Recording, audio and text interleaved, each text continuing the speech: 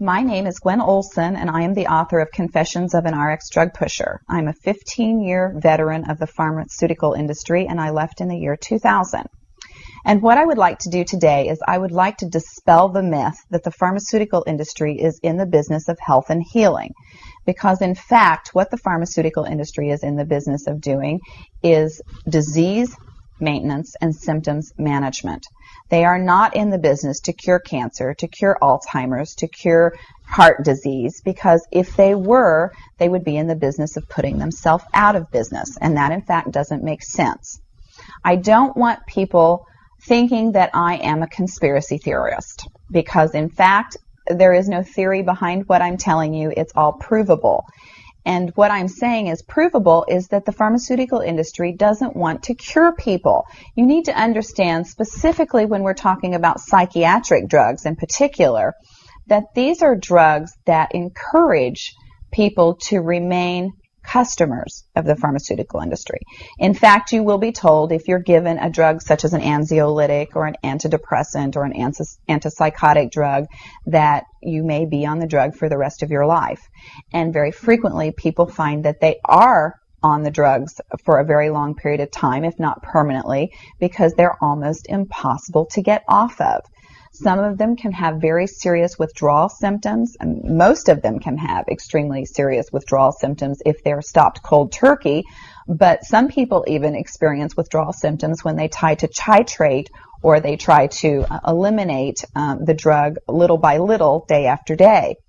So it's really important to understand the motivation behind all of the current maintenance drugs that are on the market, even, for example, drugs such as cholesterol-lowering drugs. And what we are in fact finding now is that cholesterol drugs are lowering cholesterol excessively and causing other disease states as a consequence.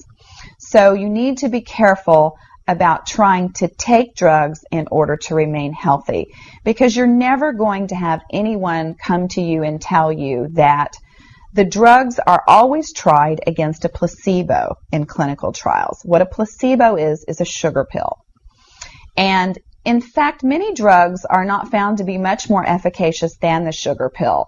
And in a case in point actually is the recent clinical trials that were released in the meta-analysis that came out of the UK on antidepressants, on the newer SSRI, selective serotonin reuptake inhibitor antidepressants. And what was found was the information that activists and other researchers have known for decades, was that antidepressants are no more effective than placebo, no more effective than sugar pills. But yet there are over 44 million people that have been taking these antidepressants, and a large number of them people that have mild to moderate depressive episodes. In fact, they prove that the antidepressants were not effective in anyone, with the exception of some of the most severely depressed patients.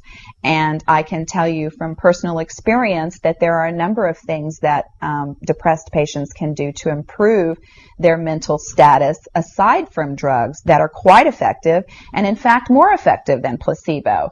Another recent study that was released showed that exercise was in fact more effective than either placebo or the antidepressant drug that they were compared to. But just like Bill Maher said in his show, you know, we're never going to hear any ads on television that are sponsored by anybody saying, you know, the New England Journal just announced that exercise is twice as effective as antidepressants in curing depression. Ask your doctor if getting your butt off the couch is right for you. You know, you're never going to get that kind of good information, fair, balanced information, as long as pharma is funding the major TV stations, the advertising that supports those television stations, the major journals, and all of the advertising that supports the major journals.